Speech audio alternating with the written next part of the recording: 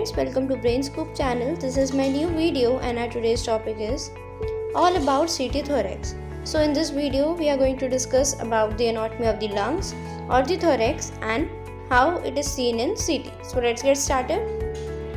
CT chest is used primarily to evaluate and further define diseases identified by routine chest radiograph. Although many lung disorders can be diagnosed from a plain chest radiograph, but its limitation in providing a definite diagnosis are widely known. Imaging of lung has changed completely during the past decade with the improvement of CT imaging techniques. Shorter examination time, thinner sections and higher resolutions are now possible without losing image quality. Anatomy. We are going to talk about thoracic cage, region of a body between neck and abdomen. Roof is suprapleural membrane and floor is made up of diaphragm. Walls. So, muscles are intercostal muscles, pectoral muscles, serratus anterior, teres major and minor, subscapularis, erector spinae and trapezius. And the skeleton, where it consists of 12 thoracic vertebra, 12 pairs of ribs and sternum. So, let's talk about the floor, that is the diaphragm. Forms floor of the thoracic cage, arises from vertebral, costal and sternal origins and forms a central tendon. So, firstly the vertebral part arises from the crura and arcuate ligament. The right crus is attached to the bodies and disc of L1 and L3 vertebra. The smaller left crus arises from the vertebral body and disc of L1 and L2 vertebra. The costal part, it arises in slips from lower 6 costal cartilage, and the sternal part arises in 2 small slips of muscle from the post surface of the sternum, the central tendon. Its mid part is fused with the pericardium and its right and left post. Parts extended towards the paraventral gutters. Opening in the diaphragm is at the level of T12, that is aorta, and esophagus at the level of the T10, and caval opening at the level of the T8, as you can see in this diagram. So let's talk about the pleura. It is a serous membrane. So it is of two types. The visceral pleura covers the lungs and the parietal pleura lines the thoracic cavity and midstern. The trachea and the bronchi. Trachea. It begins at the lower border of the cricoid cartilage at the level of C6 vertebra. It extends to the carina at the level of the sternal angle, 15 cm long and 2 cm in diameter. So this is the trachea. Next is main bronchi. So carina, anterior posterior ridge of the junction of the main bronchus. This is the carina. It lies at the level of T5 vertebra and sternal angle. It measures approximately 65 degree, that is 25 degree to the right of the midline and 40 degree to the left of the midline. The right main bronchus, it is 2.5 cm long and 1.5 cm wide, wider, shorter and more vertical than the main left bronchus. Lies at about 25 degree to the median plane, divides into right upper, middle and lower lobe bronchus. Okay.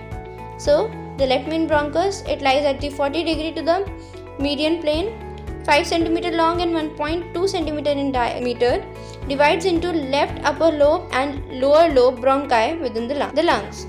Described as having costal, mediastinal and apical and diaphragmatic surfaces, the right lung has 3 and left lung has 2 lobes. One terminal bronchiole with lung tissue forms an anchus which together with vessels, lymphatics and nerves forms the primary lobule. 3 to 5 primary lobules forms the secondary lobule. Now let's see the cross-section anatomy at different levels in the CT. So first is the thoracic inlet level, as you can see in this diagram.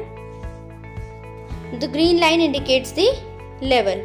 So what we can see at the thoracic inlet level, this is the subclavian artery, then the subclavian vein, carotid artery, then left common carotid artery, left subclavian vein, left subclavian artery and right subclavian artery. Next, now this level is left bronchocephalic vein level. What we can see at the left bronchocephalic vein level is SVC, that is superior vena cava here, then the left common carotid artery, left bronchocephalic vein, esophagus, and this white dot is left subclavian artery and bronchocephalic artery, as we have discussed earlier. Next is aortic arc level. Here is the level. Okay. So what we can see? Here we can see the superior vena cava here and the aortic arch. next is azygos arc arthropulmonary window level, which is here. So what we can see again, the SVC, that is the superior vena cava, then the aortic arch, then beginning of the descending aorta. Okay. Next level is pulmonary artery level, which is here. So at this level we can see the ascending aorta, superior vena cava, right pulmonary artery, right main stem bronchus, which is here, the aorta, then left main stem bronchus, left pulmonary artery and main pulmonary artery. Okay. Next is the left arterial level. This is the left arterial level. So we can see the right ventricle of the heart, right atrium, aortic valve, right pulmonary vein here, descending aorta, left pulmonary vein and the left artery. Okay. Now at the fourth chamber level, which is here. So as the name indicates, it will show the four chambers of the heart. Okay. So the right ventricle, left atrium and the right atrium. Right. Then we can see the interarterial septum here, then the interventricular septum here. Okay. Left ventricular wall, which is this, the bronchi, the pulmonary artery branches, as you can see here, and the esophagus. Okay. Next is at the ventricle level, which is here. Okay.